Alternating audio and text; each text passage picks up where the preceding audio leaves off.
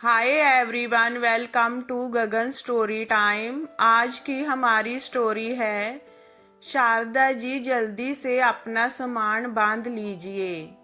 हम कल ही जहाँ से चले जाएंगे और लौटकर कभी नहीं आएंगे। अब मैं और जहाँ घुट घुट कर नहीं रह सकता।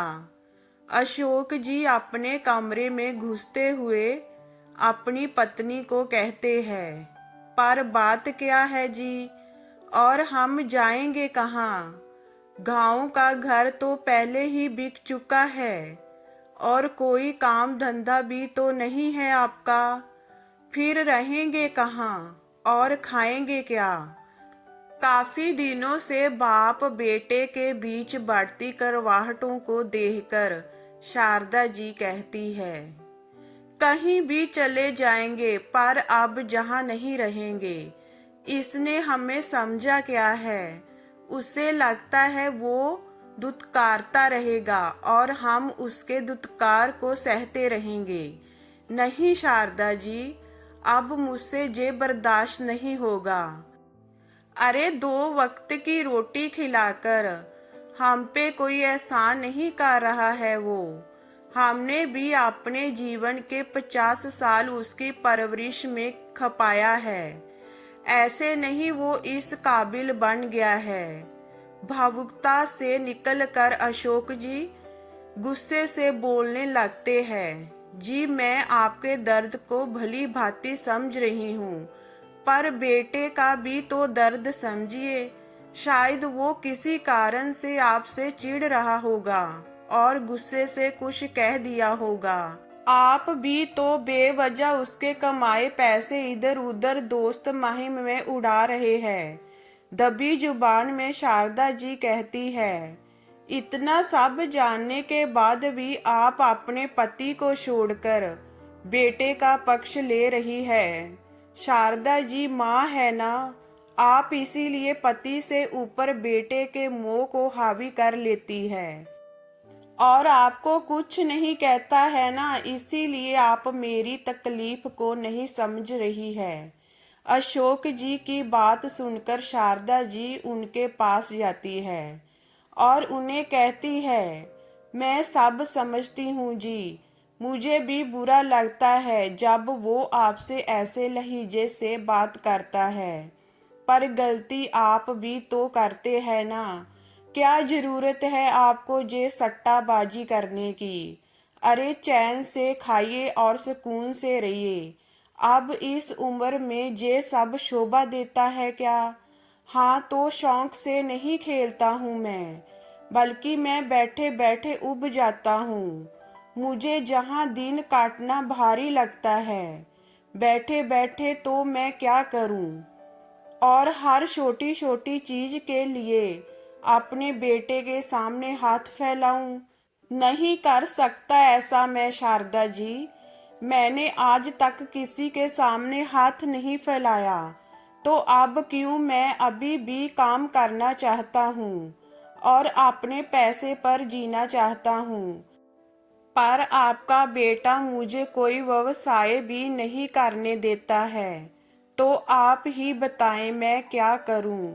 और कौन सा ऐसा बेटा होगा जो अपने पिता को ये कहेगा, अगर ज़्यादा तकलीफ है तो निकल जाइए मेरे घर से और वापस मत आइएगा। सोचिए शारदा जी, इस बात से मुझे कितनी तकलीफ हुई होगी। कहते कहते अशोक जी की आंखों में आंसू तैरने लगते हैं। फिर कुछ देर शांत होने के बाद कहते हैं, मैं मानता हूँ कि मैं गलत कर रहा हूँ। उसके मेहनत से कमाए पैसों को इधर उधर मैं खर्च कर रहा हूँ, पर मैं भी तो मजबूर हूँ। वो ये क्यों नहीं समझता कि मैं भी दिन भर घर पर बैठकर उब जाता हूँ। मुझे शुरू से कुछ ना कुछ काम करने की आदत थी और इतनी जल्दी रिटायरमेंट लेना मेरा बस का नहीं है। मैं जीवन के अंत तक काम करना चाहता हूँ, जब तक मेरे हाथ पैर चल रहे हैं। मैं किसी पर डिपेंड नहीं होना चाहता। पर जहाँ इतने बड़े शहर में व्यवसाय करना आसान नहीं है, इसीलिए मैं अब जहाँ नहीं रहूँगा और उसे फिर से आत्मनिर्भर बन कर दिखाऊंगा। देख लीजिए शारदा जी आप। दरअसल अशोक जी और शारदा जी बेटे की जिद करने पर अपने गांव का काम धंधा बंद करके बेटे के पास आकर शहर में बस जाते हैं। ऐसे तो अशोक जी की इच्छा नहीं थी कि इतनी जल्दी अपना काम धंधा बंद करके बेटे पर निर्भर होना, पर शारदा जी अपने बेटे के मोह में फंसकर ऐसा करने पर अशोक जी को राजी कर लेती है, क्योंकि गांव में भी अशोक जी बिल्कुल अकेले हो गए थे बेटी की शादी के बाद। पर शहर आने के बाद अशोक जी का मन नहीं लगता था और बेटे के सामने हाथ फैलाना भी उन्हें अच्छा नहीं लगता था। इसीलिए उन्होंने पैसे कमाने का शॉर्टकट रास्ता सट्टेबाजी को चुन लिया, जिसकी वजह से आए दिन बाप बेटे के बीच कहासुनी होती थी। और एक दिन गुस्से से अशोक जी के बेटे ने अपने पिता से कह दिया, आप जहां से चले जाइए और वापस मत आइएगा जब तक आपकी ये आदत ना सुधर जाए। बस यही बात अशोक जी को चुभ जाती है और वो वहां से जाने के लिए तैयार हो जाते हैं। खैर ठीक है जी, आप जैसा बोलने कहकर शारदा जी अपना सामान बांधने लगती है और अशोक जी टिकट का इंतजाम करने निकल जाते हैं। 2 दिन बाद का उनका टिकट था। वो ज्यादा कुछ कहे बिना अपने बेटे के जहां से चले जाते हैं। गांव पहुंचकर वो किराए पर छोटा सा मकान लेते हैं और फिर लोन उठाकर अपना छोटा सा व्यवसाय शुरू करते हैं। धीरे धीरे काम अच्छा चलने लगता है और उनका मन भी गलत जगह नहीं भटक कर अपने काम में बीतने लगा था।